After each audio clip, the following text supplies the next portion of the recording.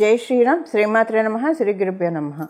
2025 సంవత్సరం అక్టోబర్ 24వ తారీఖు నుంచి 2025 సంవత్సరం నవంబర్ 2వ తారీఖు వరకు ఈ మధ్య కాలంలో ఏదైతే ఉందో అంటే 24వ తారీఖు నుంచి 2వ తారీఖు వరకు ఖగోళంలో ఒక విశిష్టాంశం చోటు చేసుకోబోతుంది. గ్రహస్థితుల రీత్యా ఇదేంటంటే గ్రహమాలిక యోగం. ఈ గ్రహమాలిక యోగం కర్కాటక రాశి మొదలుకొని వృశ్చిక రాశి వరకు ఉంటుంది.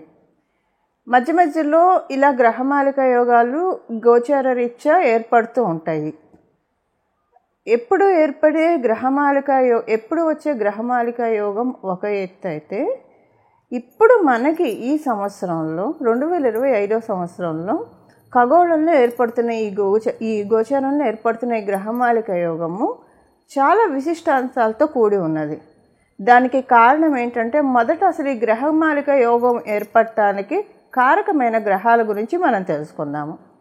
కర్కాటక రాశిలో గురు భగవానుడు, సింహరాశిలో కేతుదేవుని సంచారము, కన్యా రాశిలో శుక్రాచార్యుల వారి సంచారము, తులారాశిలో సూర్యనారాయణమూర్తి, అలాగే బుధ భగవానుడు, మంగళ సంచారము.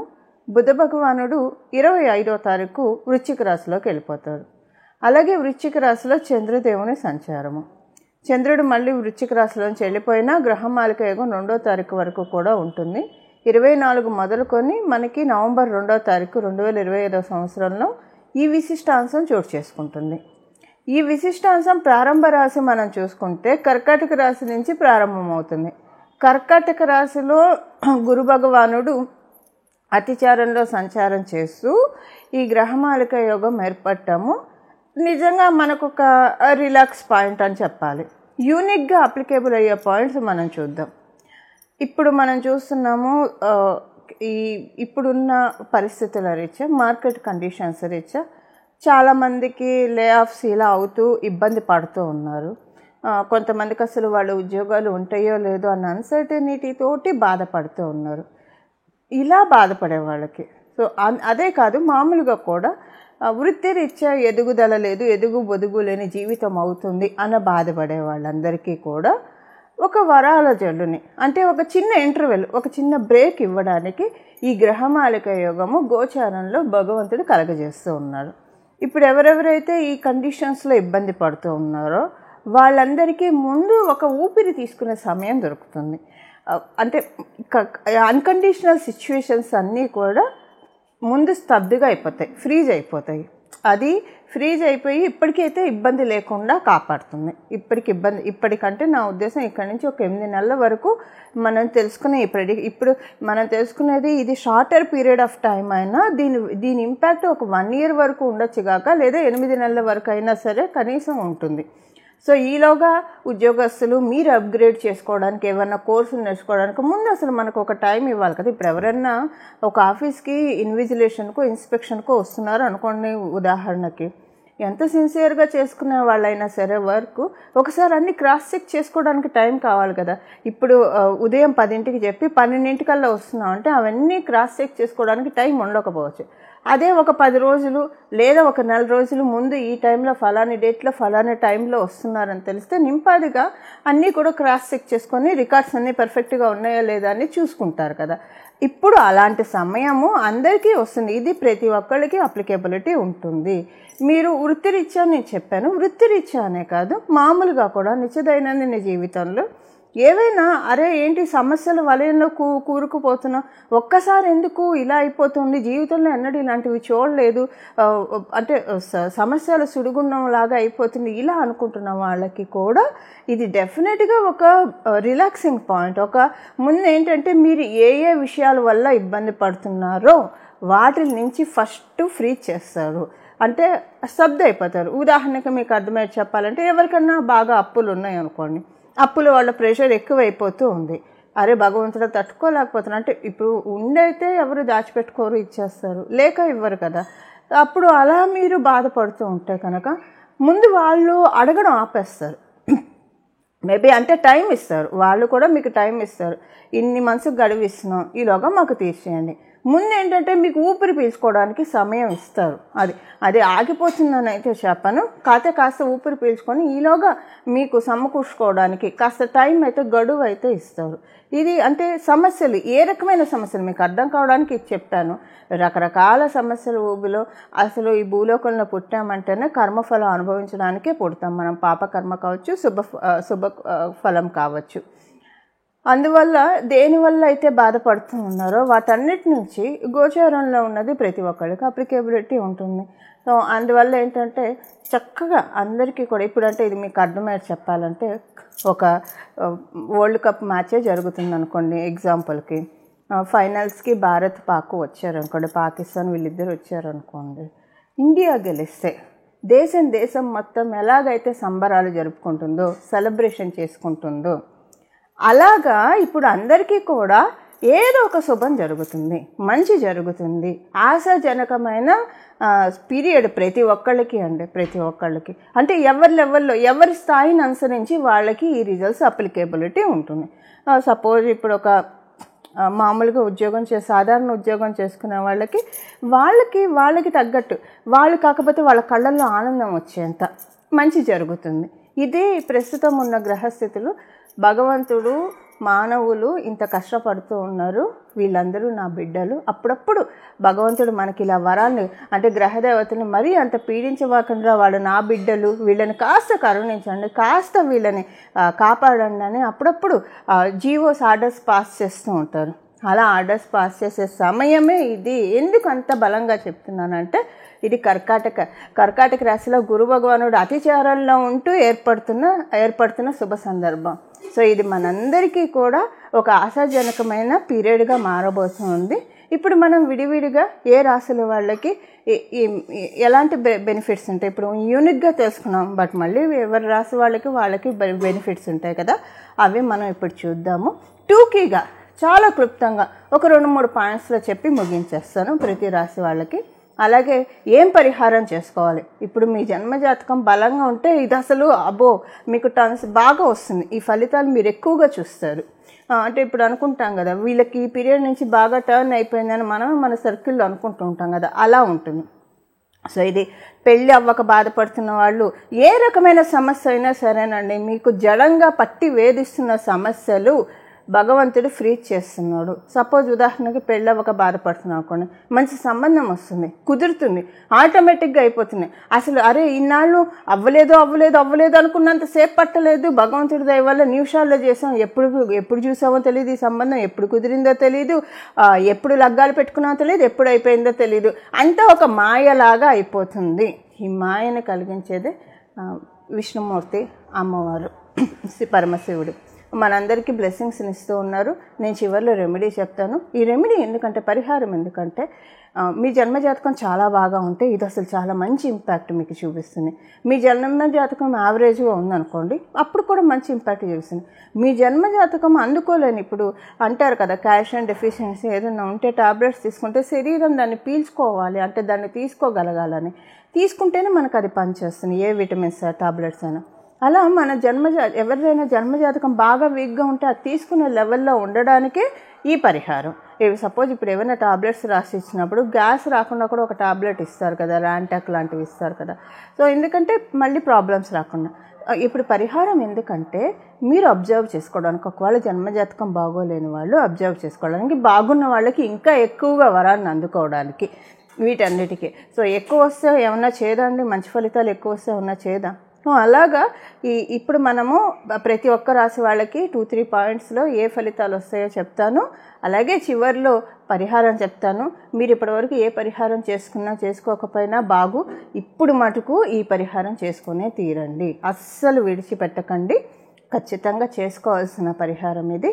అప్పుడు మన అందరికీ కూడా సన్మంగళాలు జరుగుతాయి. సరేనండి. ఇప్పుడు మనము ఒక్కొక్క రాశి వాళ్ళకి ఎలాంటి ఫలితాలు ఉంటాయో చూద్దాం. ధనుసు రాశి ధనుసు లగ్నంలో పుట్టిన వాళ్ళకి మీకు ఇది అష్టమ స్థానం నుంచి ప్రారంభమై తర్వాత 1000 స్థానంలో ఇది ముగిస్తుంది. అష్టమం నుంచి ప్రారంభమై 1000 స్థానం అంటే 2 దుస్థానాలు. ఇదేం చేస్తుందంటే, కాకపోతే ఇది గ్రహమాలిక యోగం అవ్వడం వల్ల కాంప్లికేటెడ్ థింగ్స్ మీ లైఫ్లో ఏ ఉన్నాయో అవన్నీ అన్కాంప్లికేట్ అవుతున్నాయి. కాంప్లికేటెడ్ థింగ్స్ అన్నీ కూడా మీ జీవితంలో ఉన్న చిక్కుముడులన్నీ కూడా మీరు ప్రయత్నం చేయకుండా వాటంతటా అవే విడిపడే సమయం ఇది. అవన్నీ కూడా అన్కాంప్లికేట్ అయ్యే సమయం ఇది అని చెప్పాలి. అలాగే మీకు ఆరోగ్య సమస్యలు ఉంటే ఆ సమస్యలన్నీ పోతాయి. అంటే మీ జీవితంలో మీకు ఏ విషయానికైతే బాగా దీర్ఘకాలికంగా లేదా బాగా డీప్గా హర్ట్ అయ్యి బాధపడుతూ ఉన్నారో అవన్నీ నష్టపోతారు. ఒక రకంగా మీకు అర్థమయ్యేది చెప్పాలంటే ఇప్పుడు ఈ గ్రహమాలిక యోగం మీ జీవితంలో ఉన్న కష్టాల్ని మీరు నష్టపోతారు. ఓకే, మీ కష్టాల్ని తినేస్తుంది డెస్టినీ వచ్చి. అలాగే మీ జీవితంలో ఉన్న బాధని దుఃఖాన్ని తినేస్తుంది డెస్టినీ. దాంతోపాటు మీకు ఏదైనా సరే ఫైనాన్షియల్గా ఇబ్బందులు ఉంటే ఆర్థిక ఇబ్బందులు, ఈ ఇబ్బందుల్ని తినేస్తూ ఉంది. సో ఇప్పుడు మనం అనుకుంటాం కదా, ఎవరి దగ్గరైనా మనము ఆనందంగా ఒక విషయం షేర్ చేసుకోవడానికి వెళ్ళినప్పుడు వాళ్ళు ఏమన్నా అసలు దానికి కంగ్రాచులేట్ చేయకపోయినా పర్వాలేదు, పుల్లవిరుపు మాటలు అనేస్తే డౌన్ అయిపోతారు. అంటే అక్కడ అర్థం ఏంటి, ఎవరైతే ఇలా చెప్పారో వాళ్ళ ఆనందాన్ని అవతల వ్యక్తి తినేసేసారు, ఉండనీ లేదు. వాళ్ళ ఆనందాన్ని వాళ్ళ కళ్ళల్లో చూడలేక తినేసేసారని అర్థం. ఇప్పుడు ఏంటంటే ఇది ఎందుకు చెప్తున్నానంటే ఎగ్జాంపుల్కి చెప్పాను. మీ జీవితంలో ఉన్న కష్టాన్ని, దుఃఖాన్ని, బాధల్ని, సమస్యల్ని డెస్టినీ తినేస్తూ ఉంది, మొత్తం తీసేస్తుంది, ఎరేజ్ చేసేస్తుంది. అవన్నీ కూడా మీ జీవితంలోంచి తొలగిపోతున్నాయి, ఖర్చు అయిపోతున్నాయి. అవన్నీ ఖర్చు అయిపోతున్నాయి. ఒక రకంగా చెప్పాలంటే పూర్వజన్మలో చేసుకున్న పాపకర్మలు వల్ల దేనికైతే మీరు పీడింపబడుతూ ఉన్నారో అవి చాలా అంటే మొత్తం పోతాయని నేను చెప్పను డెఫినెట్గా. ఎందుకంటే ఎంత కర్మఫలం, పుణ్యకర్మఫలం, ఎంత పాపకర్మఫలం ఉందనేది మన చేతుల్లో ఉన్నది, అది ఈశ్వరుడి చేతిలో ఉంటుంది. కాకపోతే ప్రజెంట్ మీరు గత 2 years నుంచి, 3 years నుంచి లేదా 4-5 years నుంచి ఏ సమస్యల వల్ల అయితే మీరు ఇబ్బందులు పడుతున్నారో అవన్నీ కూడా డెఫినెట్గా ఎరేజ్ అవుతాయి. ఇది 1 yearలో మీరు చూసి వాటన్నిటి నుంచి ప్రతికూలతలు అనుకూలతలుగా మారుతాయి. ఇది ధనుసు రాశి, ధనుసు లగ్నంలో పుట్టిన వాళ్ళ ఫలితాలు. పరిహారం ఇప్పుడు చూశారు కదా, మీ రాశి వాళ్ళకి ఏ ఫలితాన్ని ఇది ఇవ్వబోతూ ఉందో. ఇప్పుడు పరిహారం చూద్దాం. పరిహారం ఏంటంటే మీకు ఇప్పుడు మనం తెలుసుకునే ఈ సమయం 24 నవంబర్ నుంచి 24 అక్టోబర్ 2025 నుంచి 2వ తారీఖు నవంబర్ 2025 సంవత్సరం వరకు దీని ఫలితాలు రాబోయే సంవత్సరంలో మనం చూస్తాం, అందరం కూడా చూస్తాము. దానికి బీజం ఇక్కడి నుంచి పడుతుంది. మీరు ఈ సమయంలో మీ ఇష్టదైవాన్ని ప్రతిరోజు కనీసం ఒక అరగంటన్నా ధ్యానించాలి. అది మ్యాండేటరీ. మీరు ఏ సమయం అన్నా తీసుకోండి, ఒక నామజపం చేయండి. ఉదాహరణకి మీకు రామచంద్రమూర్తి అంటే ఇష్టం అనుకోండి, జై శ్రీరామ్ అని మనసులో ధ్యానించుకోండి. లేదా రామభద్రాయ నమః అనుకోండి, రామచంద్రాయ నమః అనుకోండి. మీకు గణపతి ఇష్టం అనుకోండి, గణేశాయ నమః, గణేశాయ నమః, గణేశాయ నమః అని చెప్పించుకోండి. మీకు అమ్మవారు ఇష్టం అనుకోండి, శ్రీ లలితాంబాయ నమః, లలితాంబాయ నమః, లలితాంబాయ నమః అని స్మరించుకోండి. ఇలా మీకు ఏ దైవం అయితే ఇష్టమో ఆ దైవం యొక్క నామస్మరణ రోజుకు ఒక అరగంట ఖచ్చితంగా నామస్మరణ కట్టి మీరు ఏ స్థితిలో ఉన్నా చేసుకోవచ్చు. కాకపోతే స్నానం చేశాక శుచిగా చేసుకుంటే ఇంకా మంచిది. లేదు మీకు కుదరలేదు, ఆఫీస్ హడావుడి పరిగెత్తుతున్నారు, భగవంతుడు భావాన్ని మాత్రమే చూస్తారు, వీళ్ళు నాకు పూజ చేయాలనుకుంటున్నారు కానీ సమయాభావం వల్ల వీళ్ళు చేయలేకపోతున్నారు, అప్పుడు కూడా మీరు మనసులో జపించుకోవచ్చు. ఇప్పుడు మీరు ఒక ఆఫీస్కి వెళ్ళేప్పుడు ఒక బైక్ మీదో లేదా మీ వ్యాపార స్థలానికి వెళ్ళేప్పుడు కారులోనో బైక్ మీదో లేదా ఎంఎంటీ ఏదో ఒకటి పట్టుకొని వెళ్తారు కదా, అప్పుడు మీరు వెళ్ళేప్పుడు ఫోన్లో అవి చూడకుండా మనసులో భగవంతుని ధ్యానించుకోండి, ఏదో ఒక నామాన్ని జపించుకోండి. అసలు ఏ నామం జపించుకోవాలో మాకు తెలియట్లేదు, మీరే మాకు సూచించండి అని మీరు కనుక నన్ను అడిగితే ఇది గురు భగవానుడి ద్వారా ఏర్పడుతుంది. కాబట్టి ఇప్పుడు నేను ఒక నామం చెప్తాను, ఇది ప్రతిరోజు ఒక అరగంట జపించుకోండి. మీరు కుదిరితే స్నానం చేసిన వెంటనే దీపారాధన చేసుకొని అక్కడే పూజ గదిలో కూర్చుని ఒక అరగంట చేసుకోగలిగితే మంచిది. ఒకవేళ అలా చేసుకోలేకపోయారు సమయాభావం వల్ల, అప్పుడు కూడా విడిచిపెట్టకుండా ఏ సమయం కుదిరితే ఆ సమయం భగవద్ పూజకి సర్వకాల సర్వావస్థలు అందు కూడా మనం భగవంతుని పూజించవచ్చు. మనకి గీతాచార్యుల వారు కూడా చెప్పింది అదే, ఈ సమయంలోనే ఆయన్ని పట్టుకోవాలి, ఈ సమయంలోనే అలా పూజించాలి. ఇలా హార్డ్ అండ్ ఫాస్ట్ రూల్స్ ఏం లేవు మనకి భగవంతుడి విషయంలో. ఏ సమయంలో అయినా విడిచిపెట్టకుండా చేసుకోండి.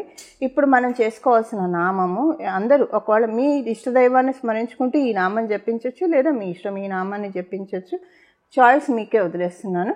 ఇప్పుడు నామం వచ్చేసి శ్రీ గురు దక్షిణామూర్తయే నమః, శ్రీ గురు దక్షిణామూర్తయే నమః, శ్రీ గురు దక్షిణామూర్తయే నమః. అత్యద్భుతమైన నామరాజం ఇది. గురు భగవానుడు కలిగిస్తూ ఉన్నాడు ఈ యోగాన్ని. ఈ నామంతో కనుక ప్రతిరోజు అసలు ఇది మీరు ఇక్కడి నుంచి 24వ తారీఖు మొదలు పెట్టుకొని ప్రతిరోజు కనీసం 24 నుంచి 2వ తారీఖు వరకు అరగంట చేసుకున్న కనీసం రోజు కూడా మీరు ఒక 10 నిమిషాలు మనం కేటాయించలేమో భగవంతుడికి, చేసుకుంటే చాలా మంచిది. ఎంత అద్భుతమైన నామం అంటే ఇది.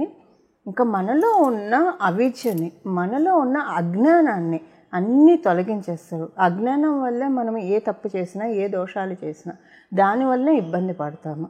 సో మనము ఏ పని చేస్తే మనకి ఇబ్బంది కలుగుతుందో అలాంటి వేలోకి మనల్ని వెళ్ళనీయకుండా, అలాంటి పనులు మనల్ని చేయనీయకుండా పట్టి కాపాడేస్తాడు ఆయన. అసలు నన్ను నమ్మండి, నన్ను కాదు భగవంతుడిని నమ్మండి, ఇది ఆయన పట్టి కాపాడేస్తాడంటే నమ్మండి.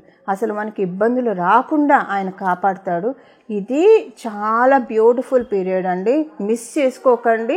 మళ్ళీ మనకి గురు భగవానుడు మళ్ళీ మిథున రాశిలో ఉండి ఈ అతిచారం విశిష్టమైంది. ఈ అతిచారంలో ఈ గ్రహమాలిక యోగం ఇంకా విశిష్టాంశమైంది. ఇది మనం చాలా ప్రాపర్గా ఒక రకంగా చెప్పాలంటే భక్తి శ్రద్ధలతోటి, వినయ విధేయతలతోటి మనం సద్వినియోగం చేసుకోవాలి. ఈ పీరియడ్లో అనవసరంగా వాటికి వీటికి టైం కేటాయించకండి. మీకు ఏవైతే ప్రొడక్టివ్ వర్క్స్ ఉంటాయో, ఏవైతే మనకి ఇది ఇస్తుందో, సుఖంగా నిద్రపోవడానికి అవకాశాన్ని ఇస్తుందో వాటి వరకే మన ఫోకస్ పెట్టి రిమైనింగ్ టైం అంతా అని మన ఫ్యామిలీ రెస్పాన్సిబిలిటీ చూసుకుంటూ రిమైనింగ్ టైం అంతా కూడా అవి చేసుకుంటూ రిమైనింగ్ టైం అంతా కూడా దక్షిణామూర్తి స్వామి వారి పాదాన్ని ధ్యానించండి. అల్టిమేట్ రిజల్ట్స్ చూస్తారు. ఇది భగవంతుడి యొక్క కృపా కటాక్షం మనందరి మీద. ఒక్కసారి భగవంతుడు అమృతపు జల్లు మన మీద, మనందరి మీద కురిపిస్తున్నాడు. దాన్ని మనం ఇంట్లో కూర్చుంటే ఎలా వస్తుంది? మనం ఓపెన్ టు స్కైకి వెళ్ళిపోవాలి కదా, ఓపెన్ ప్లేస్కి వెళ్తేనే కదా అది మనకు వచ్చేది. అలా వెళ్ళేట్టు భగవంతుడు మనల్ని కరుణిస్తాడు. దీనికోసమే ఏ భగవంతుడిని పట్టుకున్నా దీనికోసమే. సో ఇలా మనమందరం కూడా కాలాన్ని సద్వినియోగం చేసుకుంటూ, కాలాన్ని ప్రొడక్టివ్ వర్క్స్ మాత్రమే వాడుతూ మన జీవన అంటే ప్రొడక్టివ్ వర్క్స్ దేనికైతే మనకు దేని మీద ఫోకస్ పెడితే మన ఫ్యూచర్, మన గ్రోత్, మన ఫ్యామిలీ బాగుంటుందో వాటి మీద మనం కాన్సన్ట్రేట్ చేసుకుంటూ మన జీవితాన్ని సఫలీకృతం చేసుకోవడానికి చక్కటి సదావకాశాన్ని అవ్యాజ కరుణామూర్తి అయిన సకల దేవతలు మనకి కురిపిస్తూ ఉన్నారు. దీన్ని మనందరం సద్వినియోగం చేసుకోవాలని, తద్వారా భగవంతుడి ఆశీస్సుల్ని పరిపూర్తిగా తీసుకోవాలని చెప్పి నేను కూడా మనందరి తరఫున మనస్ఫూర్తిగా భగవంతుడిని ప్రార్థిస్తూ మంగళం. నమో భగవతే వాసుదేవాయ.